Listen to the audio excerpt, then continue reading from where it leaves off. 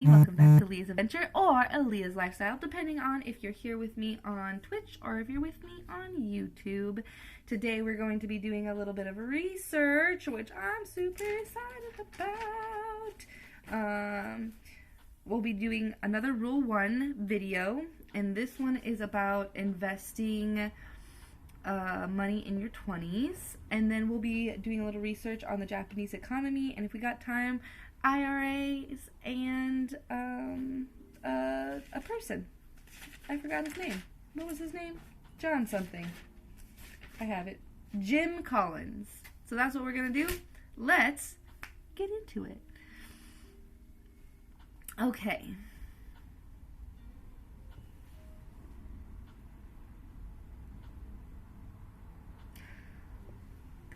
Well, that's the thing though, is like, you are investing, like, in yourself by learning what you can do, right?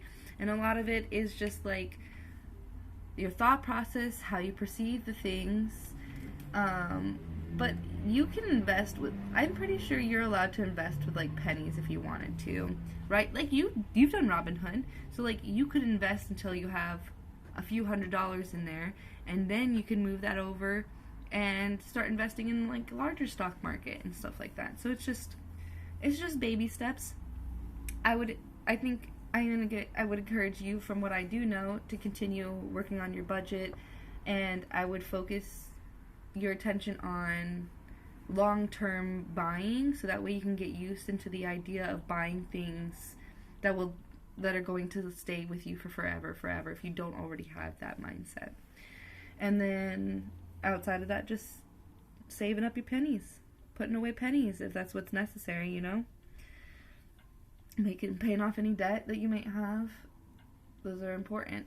The less amount of debt you have, the more money you have to invest, because you don't have, that's the thing, is like, what people don't realize, when you invest money, that's great and that's wonderful, but if you're investing and you're barely getting like a 10%, 5% like rate back, and instead you have this credit card that's like at 20%, you're going into more debt faster than you're making money. So you should instead take that money and pay off the debt, because then you will have less debt.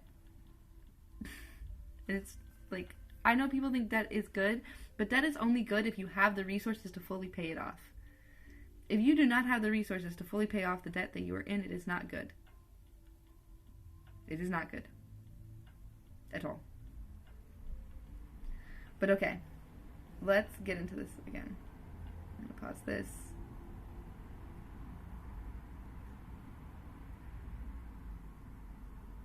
Let's see what Phil Town has to say.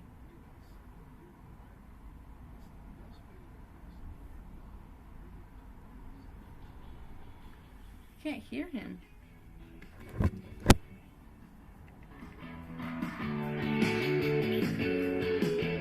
These intros, though, that he has. When it comes to investing, the earlier you start, the better. Compounding works in some... Yeah, I agree with him. I wish I would have started a lot sooner. I would have had so much money right now. such a way that your money grows exponentially on itself. And what that means is that a person who starts investing just a few years earlier could end up with many times more money when it comes time to retire. Oh my gosh, it's insane how much, like, you can... It's insane, the numbers that I've seen people put together for the differences between when you start. Like, it's really, really significant when you're starting, like, at 18 or 20. But even people who start in their 30s, comparatively people who start in their 40s, is exponentially, like, $1 million. Like, an entire $1 to $2 million difference. Which is a lot when it's coming to the end, like, and I think people are like, $1 million, $2 million, that's a lot of money. But, like, think about that $2 million, not only does the taxes have to come out of it, right, which is going to be, like, half. Let's be honest, it's going to be, like, half. So, like, if you have $2 million, you really only have, like, $1.5 million, and that is going to be for the end of your entire life. That's if you're not going to be working from the age of 60 anymore, and you think you're going to learn to 90, that's 30 years that $1 million in the future with inflation needs to last.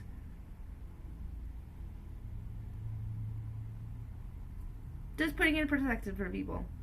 If you're not leaving the workforce in your 60s with millions of dollars, you will need a job. I'm just saying, you will need a job. That is how that works. Or someone to take care of you. If you have kids, they make lots of money, they want to take care of you, you can do it that way too. But I'm not taking care of my parents for many reasons. But do you see my point? Like, you gotta rely on you. You gotta make your own money when you're old.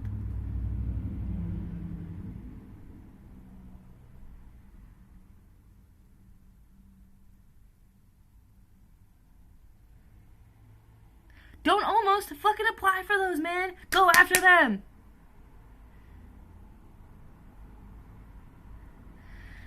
I know. I'm gonna say something really terrible. I'm so sorry. I wish somebody had been in my life to tell me to suck it up. Because I'm telling you right now, it is way easier to deal with something you are not going to be happy with when you are younger. Even 10 years.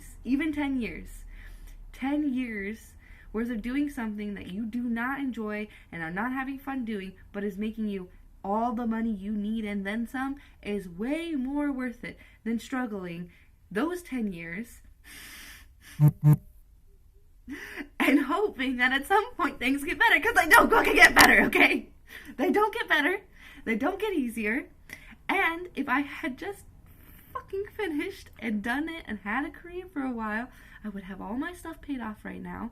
I would have an income and a job, and I would probably be thinking about how to end it. Like, I'd be like, okay, we're coming to the end now. Like, I just need to keep investing. Like, so, I know it really sucks, and I'm super sorry, but if you just fucking suck it up, I know that sucks, and I'm so sorry, but if you can just pull it in for a while and look at it logically, look at it so fucking logically, will this cover everything I need for the foreseeable future and then some?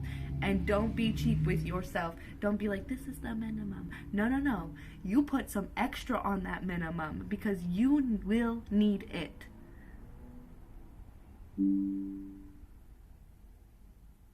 Woo! And more offers makes you excited. And honestly, you can apply, right? I guess I don't know how this works, but here in America, like, you can apply and then you can be like, no, never mind. I got other offers, and you can do it really nice. ChatGPT is really great for stuff like that. So, like, if you apply to, if you get these offers, you'll just, like, reply to them and be like, oh my gosh, I would love to look into this. I'm very curious about this. Like, I'm very interested. Please tell me what you have to offer.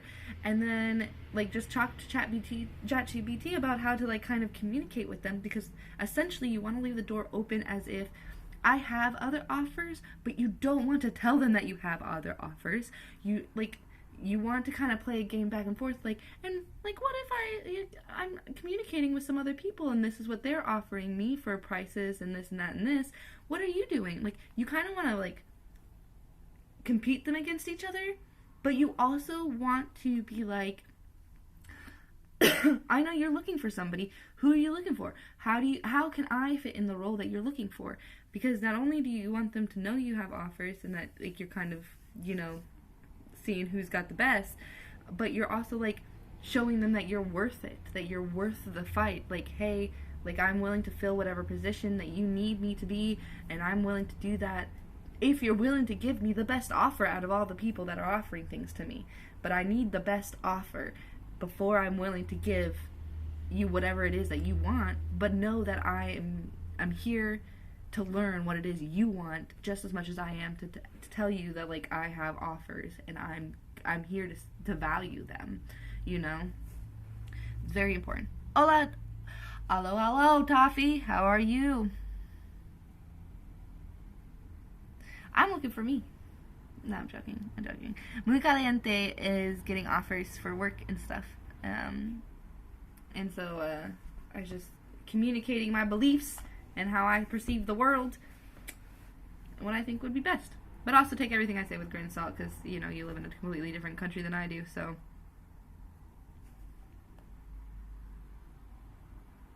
Do a little research. Just a little. Enough. Just kind of, how did you do the, you know? What is it like? Like, just do Googlies as much as possible. As much as possible. Okay, let's get back to the video. Than they would if they had just started later in life. Now, if you're in your 20s and you're wanting to get a head start on investing, here are a few tips to help you out. Okay, first, what you want to do is learn to invest. Big surprise, right? So you're going to have to figure out how investing is done. You got some choices. Yeah, no right? shit. And I've kind of gone through an awful lot of the things you're going to have to look at. So let me just give you some advice from about, 35 years of doing this. There's a family of investors that started with Ben Graham and then to Warren Buffett and Charlie Munger, down through these teachers, down to me, and from me to thousands of students, about a kind of investing strategy that is the best in the world. This is where the millionaires and billionaires come from. It's a strategy you can use whether you're starting your own business, buying a franchise or building one, whether you're buying the house next door to rent it. This strategy. But if you're working there, does it not matter? Right? It matters, right? I don't think they apply American rules to the Caribbean rules. I really don't. But I also don't know because I don't live there, which is why I'm saying you should look into it a little bit more because I'm giving you what I know and understand from this circumstance only, you know? Sorry, I interrupted that video just to answer you. Strategy of investing, we call rule number one investing, is the strategy in the world that you should learn as early as possible so that you have your whole life ahead of you to compound money. Now, once you've learned something about how to invest, then you want to start getting control of your cash. So the first thing you got to do is pay off that student debt. Yeah. Right now, student debt is such a common burden for people in their 20s, and I want to apologize to you for my entire... Hey! On a rope, on a rope, on a rope.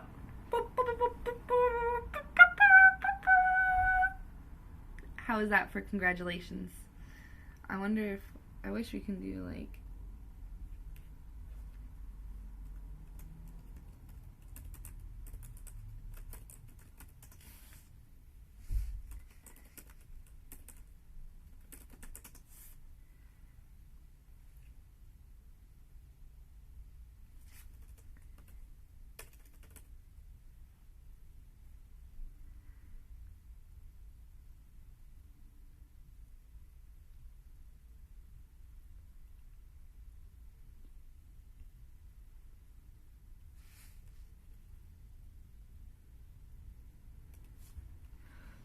so I did spell it right. Why is it saying? Does it do it? Is there anything? No. I'll make like a little congratulations thingy. Congrat. Oh. I think I did spell it wrong.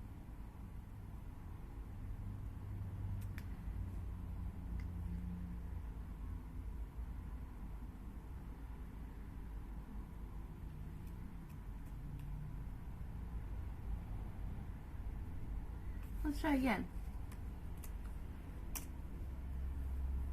No, I did spell it right. I'll try it. I'll make a new one. Since I know they work now. Okay. Higher generation for screwing all you guys on your call. Toffee, I am trying to use my commands. I got things to work yesterday. You should check it out. College tuition. If you still have outstanding student debt, paying it off should be your primary investing goal. It's a real shame because I'll tell you, man, when I went to college, it was really a lot cheaper. And since then, the cost of living has been about 3% per year. colleges have gone up at 8% per year. And I know that doesn't sound like that big a difference, but it's the difference between going to school for $1,000 a semester versus going to it for $20,000 a semester. In the same way that sound investments grow your wealth exponentially, this debt that you've had to incur is also increasing exponentially, and it grows larger and larger as the years go by. It's brutal, and I feel for you. So before you wade into the stock market, just got to get out from under that burden every way you can think of it. Just start by eliminating that debt. Get it It's out. going to hold you back in the long No term. more debt. Third, In the debt. get into some form of Debt is only good if you have the finances to fully pay it off. Don't get into debt if you can't do that. retirement account. They call it a qualified account. You got a company 401k plan where they match your funds. That's an okay one. I'm not a super fan of that unless, of course, they allow you to invest your money any way you want to, and more of them are doing that. But if you're in a 401k program where they match and then you're forced to invest in mutual funds, I'm afraid that within the next couple of years you're going to be giving it all back. So I would strongly urge you to invest where you can get control of where that money is going in some place other than mutual funds. I would put it into a Roth IRA or a regular IRA where you're managing the money. A Roth is fantastic. I think one of the things I'm going to add in my notes for today is not just like looking up RIAs, but also Roth IRAs, just so we can really see the difference in them. So 401ks are great if they're going to match and all that. But man, once they've matched, then you're in the... Toffee, I know. That's because I didn't know if it was in there or not. I'm going to have to make a new one. This ridiculous investment. With a Roth, man alive, they're fantastic because you pay taxes on the money before it goes into the Roth, but then you never pay taxes on the growth of that cash. Okay. So IRAs are good, but Roth IRAs are best. So we really want to find a Roth IRA, because the thing is if you have to pay taxes out of your money after it comes out later down the future, like when you are investing or like when you are older, like the taxes are going to be more on whatever your money is because inflation. So I'll tell you, you got a Roth IRA and you got a regular IRA. The key thing is you get your money into a place where you can control it and you have the... But also, I think there are IRAs that are like meant for retirement and that they are like there's like no tax or lower tax on them. And so that might be something I need to go and find is a retirement IRA. So the taxes are better looking on that. Ability to pick and choose your investments using the principles that Ben Graham and Buffett and Munger have taught us. And that way you're going to get the maximum returns.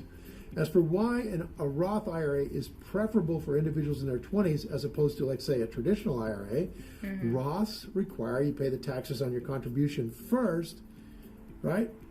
And you're in a low tax bracket in your 20s typically. So people in a higher tax bracket in their 50s maybe should use a regular IRA because they might be paying 35 or 40%.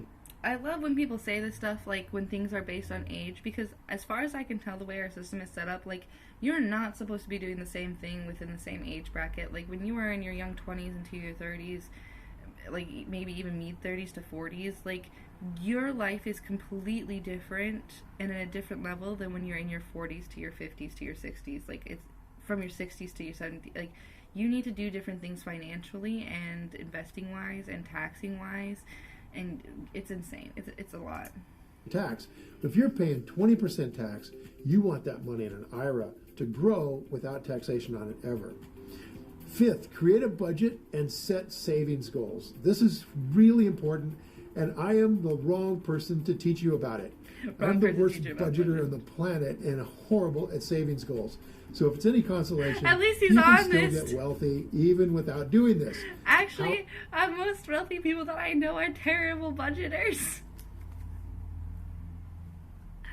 Like, I don't know how many times, like, I talked to a very rich, wealthy person and been like, what does your budget look like? I'm trying to do, like, a better budget. Like, how do you budget? And they kind of just, like, look at me dumbfounded. They're like, this is terrible, but I don't. And I'm like, What do you mean you don't budget? Like, you're fucking rich. Like, that's all anyone talks about is budgeting. And, like, they just made more money than they spend. That is literally how they function. They're like the worst fucking. They're like, I throw this amount in every single time to investing, and I do this. Like, it is fucking hilarious. It is fucking hilarious how much, like, really rich people are like this, like, either extremely, like, budget, it's all about saving the pennies and really paying attention, or they're like, no, you just gotta learn how to make more money. Like, they're so... I have not met somebody who budgets and makes a lot of money. I have not yet in my life. However, when I first started, I didn't have a budget, but I had a discipline of living on very little money. And that is kind of what I'm talking about here. Yeah, I don't think those are the same things. I don't think budgeting and living off of nothing are the same thing, because a budget implies that you're paying attention to your health, paying attention to other, like, where all of your money is going. So it's like, okay, these are, like, my medical expenses, these are for my vitamins, this is for, like, this is all necessary things that I need to maintain a healthy lifestyle. Whereas, like, what he's suggesting is buying, what he's probably suggesting is, like, buying ramen and having, like, a vegetable and some eggs and milk in the fridge. Like that, and, like, never eating out. Maybe some bread in the pantry with some peanut butter and jam. Like, that is what he's suggesting. Like, seriously, that's like the moment he said, that's the first thing I got from that. Because that is the lifestyle in which I've seen a lot of people who struggle to budget properly live. Because it's easier to strangle yourself on desires that you need than it is to have the discipline to write out a healthy budget for yourself. And I think, here's the thing with this kind of stuff, each person is going to have their own problems. No one person is perfect when it comes to money. It would be almost impossible. Which is why I think you as a person and I as a person should understand that, like to be, like, financially successful, you don't need to be perfect in every aspect that in which money happens. You just need to understand how money functions and how we use it in today's world. For example, like investing. So, like, he's going to suggest some more stuff. We're going to listen. But what I'm going to say before he does is, no matter what it looks like, if it works for you, if you are saving money, investing money, if you are not overspending, and if you're creating a future for yourself through your investments, you're not doing it wrong. As long as you're seeing positive increase, you're not doing it wrong. Now, if you're seeing, like, negative, you're losing your fucking money, you should stop. You're doing something wrong. Because you shouldn't. So, creating a budget so that you are forced into a limited amount of spending and sticking to it is one of the things that's going to help you get disciplined about your investing. So here's what I would suggest. From every single paycheck, designate a certain percentage that comes out right off the top. In other words, I've seen people work percentages before too. He's going to say pay yourself first. I'm going to tell you not pay yourself first. And the reason why I'm saying this is probably because, like, in his mind, pay yourself first means pay yourself whatever your bills are worth. I don't think a lot of people see it like that. People say pay yourself first, and they're going to think, my spending money! I get to do whatever I want with this. No. I don't know what he's going to continue to say, but don't pay yourself first.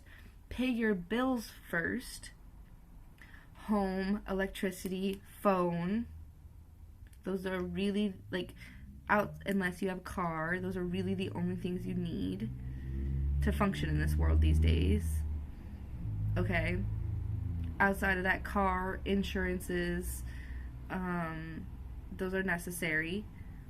Then I would say, don't pay yourself, but whatever you have left, you should plan out how much money you're allowed to spend for food. Take that out. Now you take out savings, and then whatever is left can be paid to you, and you can do with that money whatever you wish. Do I encourage you to just go spend it? No, I think you should add it into like your investing savings, but that's me. Let's see what he says. First, and I know you've heard that, everybody's heard that, but it's really important that you do it in your 20s, because those dollars you're saving and putting away in your 20s, money that I know you could live on it better, you could have a better car, you could have better clothes, you could take some trips that you want to take. But that money that you're putting away, oh man, that turns into millions of dollars later on. If you don't think that's important, let me just cue you up here.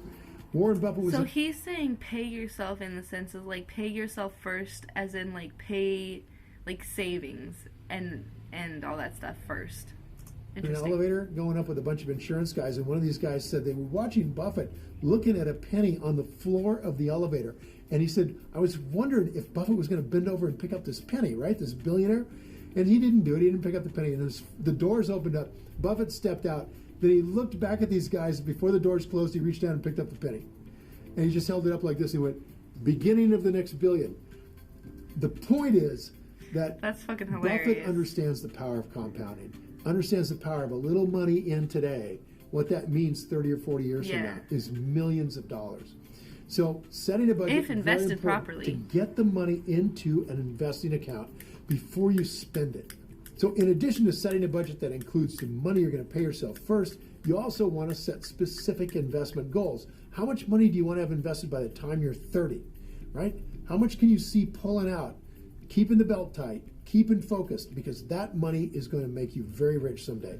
And how much money do you need to invest each month or each year in order to achieve that goal? Mm-hmm. If you set a savings goal and you push yourself to achieve it, you're going to find it much...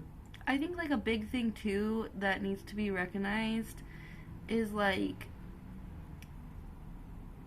you need a good savings account with a high percentage yield to put your savings in before you invest it into something, because you're not always going to be investing each month if you don't find a good business. If you don't find a business worth like the value to invest in, why would you spend the money? So like you need a good savings account to put the money in with a high yield with it. At least a 6%. I know you can get them. Get the 6%. I think you can get ones with more. So do it.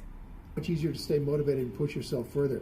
And I would say this, if you are having trouble figuring out what's the best way to go, lean toward just saying, I'm going to put 10% of the money that I make goes right into the kitty, goes right into my investment account right off the top. And just see, and this is how I know he is so far removed, because I get what he's saying. He's like, you know, like put your savings away first, da da da da da.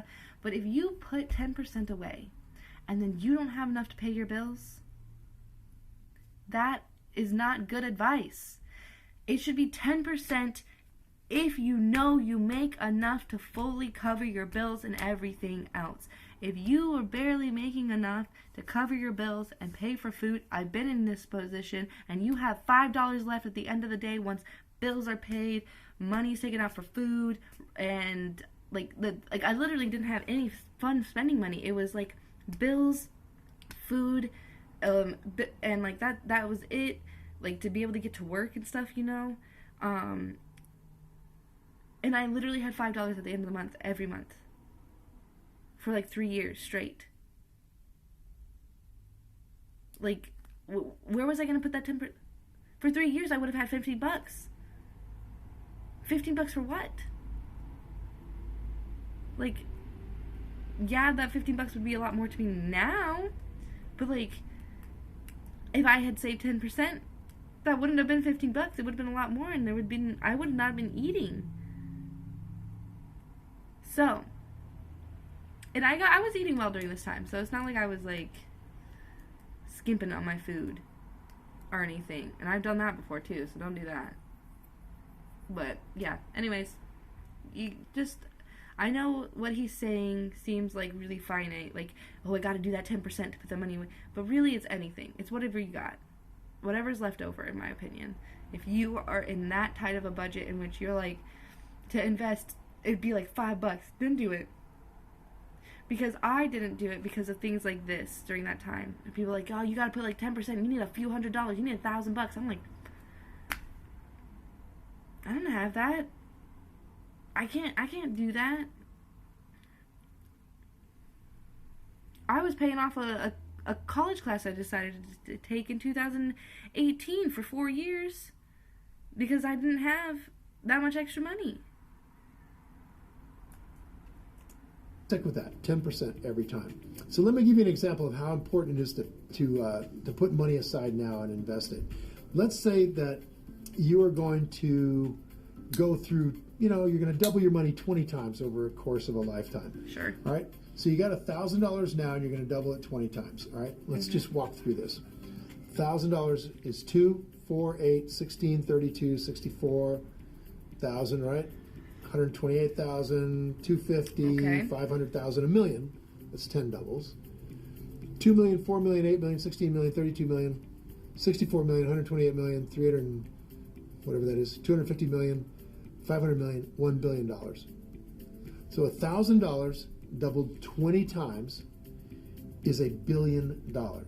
Now think about that for a second. If you take this $1,000 and instead of putting it away where you could double it 20 times in your lifetime like Buffett has, he's done much better than that actually, you just took $1,000 and bought a refrigerator with it, and that refrigerator 30, 40 years later breaks. Cost you almost $1 billion. So the power of compounding is crazy in terms of making you wealthy.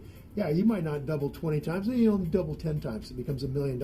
You really want to give up $1 million to have a refrigerator? I don't think so. So now I'd love to hear from you guys. Yeah, but I think it's funny he thinks this way, but like what he doesn't think about, right, is if all you have is $1,000 that you've been saving to put into investing, and your refrigerator breaks and you have 3 kids, what is the option? I get what he's saying. I understand it. But I think it's a very unrealistic for most people. I think it's extremely unrealistic, and that's something that bothers me about like listening to these guys, is because like they've been so successful for so long. They're like, yeah, I'd give up my refrigerator for $1 million. I'm like, yeah, that's great for you to say now when you're fucking hella successful, but I bet you wouldn't have said that to me when you were hella broke and living on the edge. Like, and the reason is because in that time, the refrigerator is a lot more valuable than the $1 million later on, because the initial need is to protect the food source. Food source is more important to survive, to be able to get to that $1 million. So that's why I'm saying, even if it's pennies, you don't need the 1,000. It will eventually become 1,000, pennies, just throw the pennies into it. Like, I really wish I wasn't so scared sometimes, like, because I know that I could figure it out, and I think I really want to get into like penny trading for a little while to build up like the small amount that I do have. Investing goals set for yourself? Maybe you should. So leave a comment below with your answer, and I'll be sure to follow up with you. And thanks for watching, you guys. I'll be sure to follow up with you. I wonder if he does. I'm gonna look at his little comments down below. He replied to 1. He replied to 1. I'll make sure to follow up with you. Haha, that's funny. Okay. This one's 4 months ago, and this one's 5 months ago. They're both 8 minutes. Let's just kind of run through them both. Let's see what's up. Since the end of World War II, Japan has been ground zero for some of the biggest salary doesn't budge, the price of your unagi bowl doesn't change, and the interest rate on your home mortgage is closer to 0. Well, that was the reality here in Japan. We were used to the price of everything staying pretty much the same. But it wasn't always like this. Since the end of World War II, Japan has been ground zero for some of the biggest experiments in economics. What? Older Japanese, like I didn't know that. Pensioner and Suetaka, who runs a real estate agency, have experienced a roller coaster of changes throughout their lives. Now, penny Japan's pinching central mom and a bank has businessman, huh? decided it's time to end its latest experiment and exit negative interest rates. For Negative? the first time since 2007, the Bank of Japan, or the BOJ, raised rates. YCC gone, the end of negative rates as well. So how did Japan decide to manage its economy so differently from the rest of the world? Yeah, And let's hear about how it. is this massive shift going to disrupt day-to-day lives across the country? Yeah. Especially forward moving, right? They've been having like a lot of people go there because the yen's been so Japanese low. growth hasn't always been this stagnant. At one point, the economy was growing so fast that it looked like it was about to overtake the U.S. as the world's biggest. Yeah. Taro Kimura covers the Japanese economy for Bloomberg Economics. Ooh. Before, he used to work at the BOJ, so here he is with That's a so mini cool. history lesson. After the post-war devastation, Japan achieved something called economic miracle from the 1960s to early 1970s. 10 years? That growth was led by a huge domestic demand. because Billions of the dollars, middle-class hundreds of billions, households were trillions. expanding. Trillions. In the late 1980s, Japan's economy actually accounted for about 10% of world's total economy. 10%? Jesus fucking Christ! Oh, wait. Hold on. I'm sorry. This lady is speaking. And I'm going to just repeat whatever the captions say. Accounted for about 10% of world's 10% 's a total lot, though. economy. It was fun back then. When we were younger, we didn't have much to worry about. Salaries were pretty good, and the bonuses were good too. We thought it would go on forever. The economy was so good. There was a saying, salesmen wash their feet with beer. At the time, many were flush with cash, and reckless spending was the norm. By the end of the 1980s, Yeah. the stock market was on the up. I think that just happens. I don't think that's like any particular culture. I think that's human behavior. But like when people have an excess in a country, like overall, like bad spending is like not only encouraged but like supported, and like almost like it's like almost like godly behavior to be able to just recklessly spend your money and not give a shit. Record highs. What was crazier was the real estate price. For example, the land price of Tokyo's Imperial Palace was said to be equivalent to the price of the state of California. Then the bust came. In the first of its shock moves, the BOJ sharply raised interest rates in 1989, trying Sharply. to curb speculation and rein in inflation. The government also introduced measures to cool the property sector. Nikkei stock price index fell to half of its peak value. What the And real fuck? estate prices Jesus. also plunged, that led to a long-term downturn. Jesus. そういうバブル Why would they do that? その当時勝った人たちは一旦バブルを弾けた時にはすぐ Oh, sorry, Japanese. 勝っ Downturn. Hold on, I got you. という Those who bought real estate during the bubble 勝った era 人たちは were on the verge of bankruptcy. すぐ倒産の危機にあったわけですね。バブルは所詮弾け At some point, a bubble always pops. Authorities had tried to pump the brakes, but instead they sent the economy to a screeching halt. People in Japan didn't experience wage growth and inflation for about 3 decades. That means 3 one generation decades. for people. Oh my gosh. Oh god, I gotta show you. Since 1994 to That means one 2020. generation for people. I myself, growing up in Japan, learned the concept of inflation from macroeconomic textbook.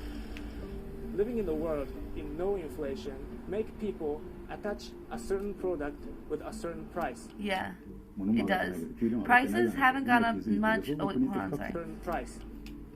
Prices haven't gone up much, neither have salaries. When you compare us to the others, it's like we've been left behind. A small amount of inflation can help drive economic growth by keeping money moving around.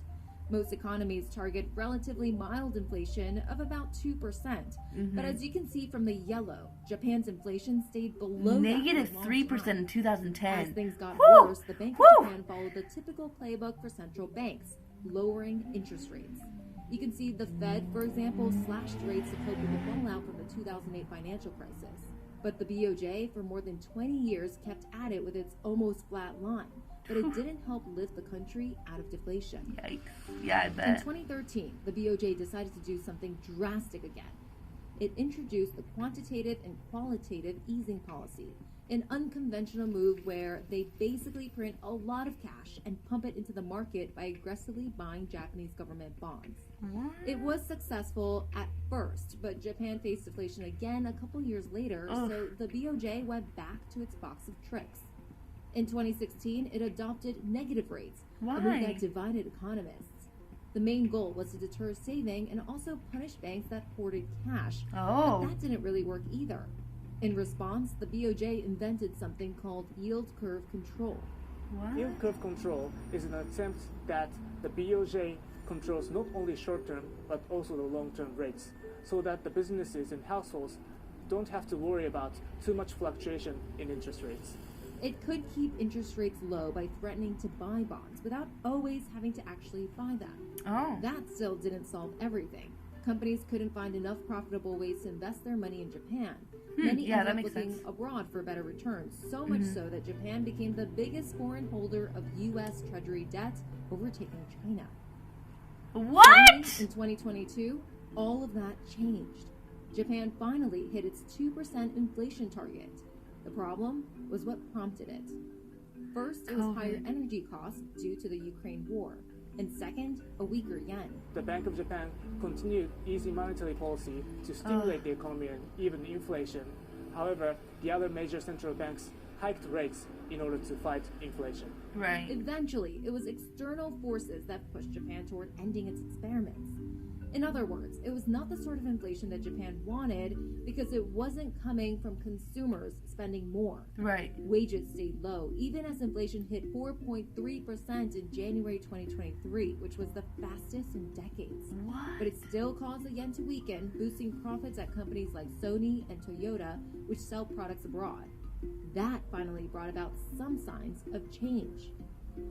The business leaders who used to be reluctant Yeah. to raise compensations in the fear of having a lot of fixed costs now started to become open to raise wages. Yeah. The main labor union secured the biggest wage increases in 30 years. Wow. So finally, 5%. on March 19th, 2024, the BOJ took a big step. What'd they The do? Bank of Japan has ended negative interest rates 17 years since the last hike. 17 Scrapping the yield years? curve control, and they're also going to essentially pare back their purchase of ETFs. Raising the interest rate from ETFs? They're negative buying 0.1% to a range of 0 to 0.1% doesn't seem like much, but it does put Japan back in line with other economies. We asked at the top that if Japan's negative rates experiment ends, what now? Well, here are some of the changes we can expect to see. Yay! Changes! I hope they're gonna work for them. I really, really do. Decades. And interest payments on the government's more than $8 trillion of debt, which is about twice the size of the country's economy, will increase. $8 trillion. Where we are at? Like the 17? The same thing will happen to companies. It could also propel the yen higher. That means your trips to Japan could get more expensive, and Japanese exports would take a hit too. On the flip side, it can also make investing in Japan more lucrative. Plus, cheaper fuel and food imports are good news. I love the for idea of Japanese investing in Japan. 買い物するとき I think I would は live in Japan if I ま could. ず50% オフとか I think I could. 30% Oh, オフと oops, か sorry. I forgot. I have to read the lady's voice.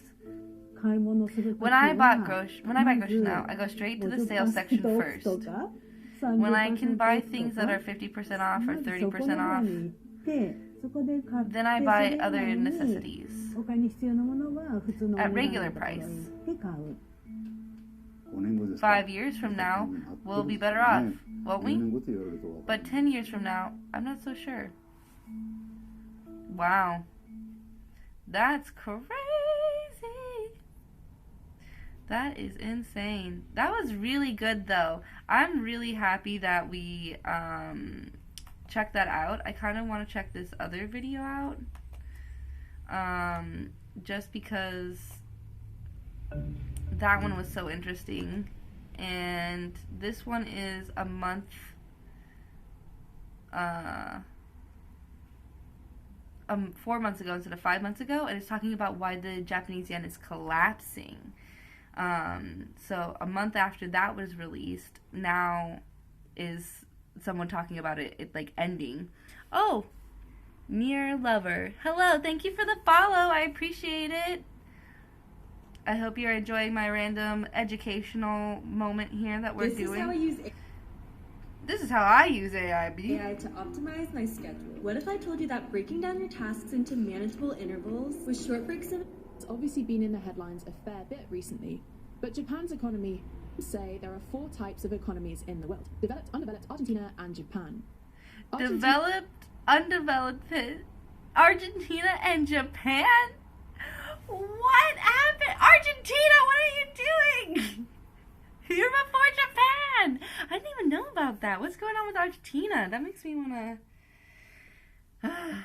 There's so much things. I don't need to look into Argentina. I have no reason right now, but Argentina's chaotic economy has obviously been in the headlines a fair bit recently, but Japan's economy has been stuck in neutral for basically the past 30 years, with growth, inflation, and interest rates all stagnant but stable. But we pretty much already know that right now, right, from the other video. That's what we learned, essentially. The Bank of Japan.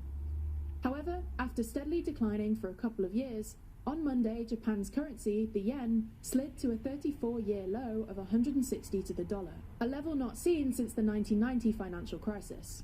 Because Japan is one of the most import-dependent countries in the world, importing over 90% of its energy and over 60% of its food, a weak yen means almost 40 inflation years. has returned to Japan for the first time in decades. But thanks to years of unorthodox monetary policy, the usual remedy, i.e. raising interest rates, isn't so easy in Japan. So in this video, we're going to take a look at Japan's funky economy, why the yen is declining, and what might happen next. Oh, wow. Okay. I feel like this one's definitely going to be a little bit more different. I feel like that one was like more, the first one was more of like an introduction to like what's been going on and what happened. Where this one kind of seems like a little bit more researchy than the last one. So, let's get into it. Why don't we? Please consider subscribing. Videos. Oh, and of course, like, when we're done with this, I'll have all these, like, linked down below here on Twitch or on YouTube beneath, so you can watch these videos and find them yourself. Japan experienced a massive financial crisis that the Japanese economy has still never quite recovered from. For the last 40 years. In the post 4 years, Japan experienced many decades of rapid economic growth, in a period dubbed the Japanese miracle. From 1955 to 1990, which we just learned about this in the other video, 6.8% per year, and which is GDP quite a bit. multiplied 8 times, with growth falling below 3% only once during the 1974 oil shock. Interestingly, Japan's economic success created some tensions with America in much the same way that China's has. Oh. American businessmen, including Donald Trump, blamed Japan for stealing American manufacturing jobs. And American economists started... I think it's so funny when they talk about your stealing. But, like, you can't steal something if you're not offering something that people want. I'm sorry, but if it's easier, cheaper, and better to do it somewhere else, that's just what... It's not even, like, bad people do that. Like, everyday people want to buy things at a lower price. Well, I don't know. That's not the American way, I guess. I have a different mentality because I think that you should buy things at the lowest price that you should get them, but there still be the best product that you can get them for, right? I think that just makes money sense. But I understand that, like, the American way is to buy things that are expensive, right? That's why Louis Vuitton is so huge.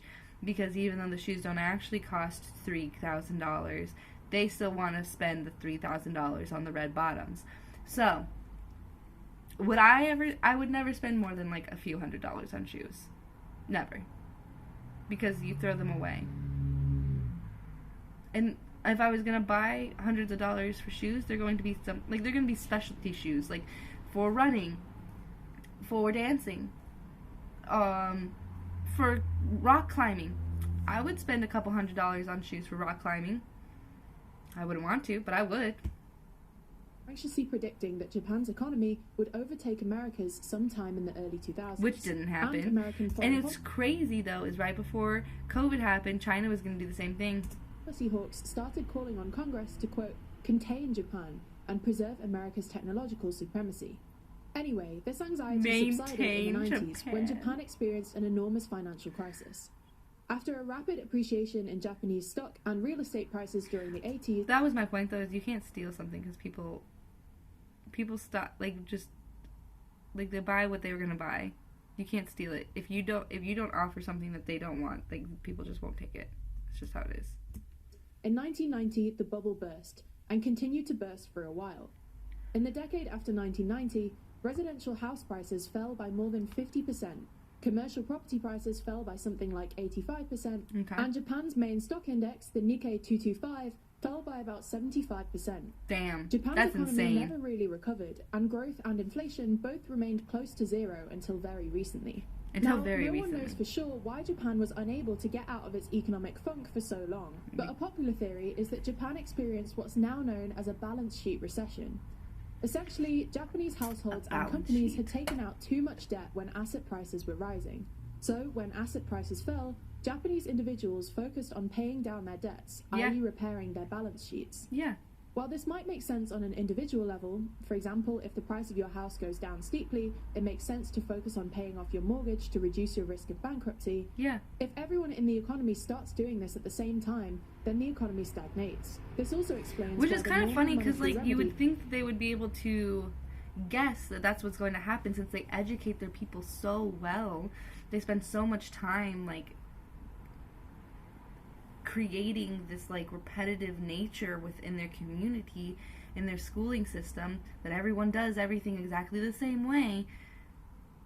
You should expect your community to act the same way. So if you know that you've smartly educated the people to the point where if they have a lot of debt, they're just going to keep paying it off and not do anything else, then you should have known when you hired interest rate and it dropped that no one was going to do anything but that. Like cutting interest rates, didn't work. Because if Japanese households and companies are focused on debt minimization instead of profit maximization, then cheaper borrowing rates won't really change anything. Because they don't want to borrow more money anyway. So as the crisis continued, Japan flirted with deflation, which is generally pretty terrible news. Which I think is interesting because it shows how much that Japan was trying to copy America, in a sense, right?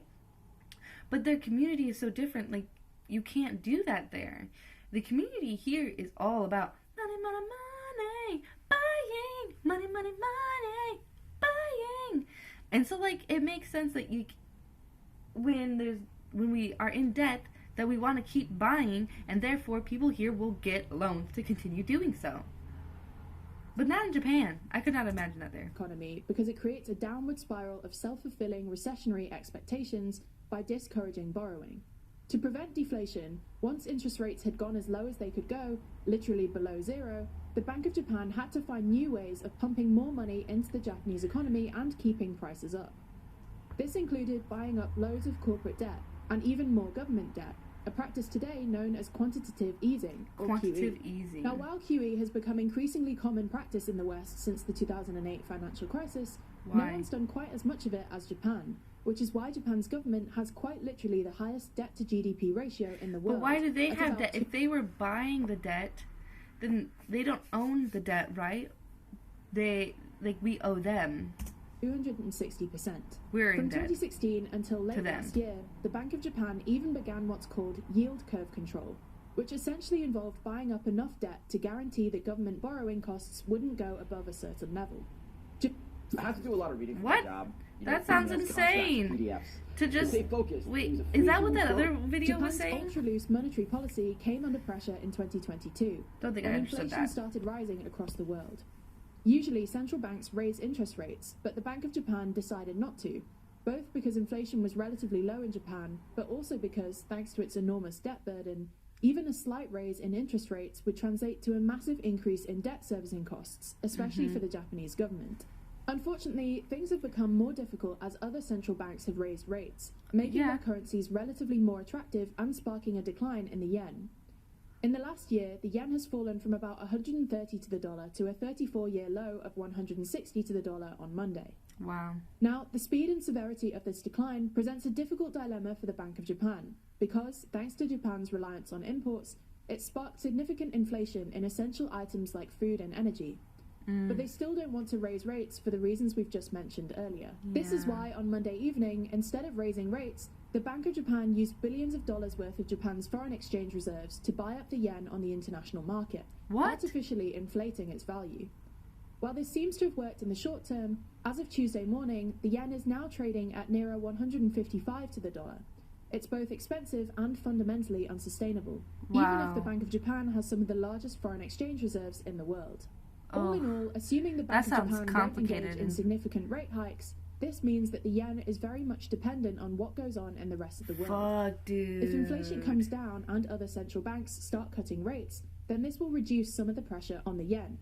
But if inflation turns out to be stickier than we'd like, which seems to be the case, then the divergence between the Bank of Japan and other central banks will persist, which means more downwards pressure on the yen. If this happens, then the Bank of Japan won't be able to stave off the yen's decline with exchange reserves forever, and eventually they'll have to choose a horn of their uncomfortable dilemma. Either to just accept the yen's decline and all the inflation-related political turmoil that comes with it, or raise rates and just hope that the world's most debt-burdened economy can somehow deal with it. Oh my god, that sounds insane! That is a true rock and a hard place. Like, that's your whole entire country, man. You just put your whole entire country between a hard place and a rock. What the fuck? To understand them. So maybe they could do with checking out the lesson How Governments Fight Inflation on Imprint. Just like TLDR, Imprint is all about turning complex books and topics into something you can... That's so interesting. Fuck, man. I didn't realize that. That's so crazy. Oh my gosh. They're just like, we fucked up. It's fine. We're going to try and fix it with all these other ways to fix things. Which, you know, it kind of makes sense that they needed to come up with some different ways, because I guess they probably understood that their community was different. But still, it just didn't work out for them.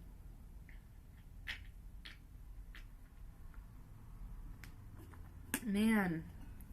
Well, I can't wait to go to Japan. Fuck, dude. That's insane. Okay. What was the other things we were gonna look up? Where are we at? Oh, we've come to the end. We've come to the end, guys. We haven't even done the Roth IRA or IRAs or anything. That's okay. We can do it tomorrow. I'll be back tomorrow. Let's close those babes out.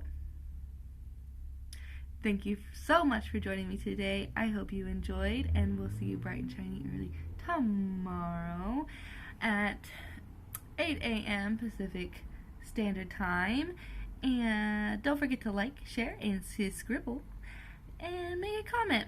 What are some things you're researching right now on economy and investing? Share them down below. And until next time,